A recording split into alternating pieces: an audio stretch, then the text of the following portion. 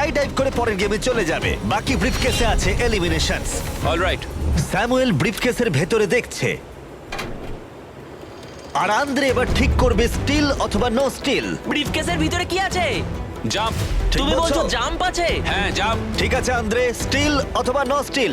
দেখো ভাই, আমি তোমাকে বিশ্বাস করছি। জিমি, আমি এই ব্রিফকেসটা নেব। যদি এতে জাম্প থাকে তাহলে তুমি এগিয়ে যাবে। দেখা যাক।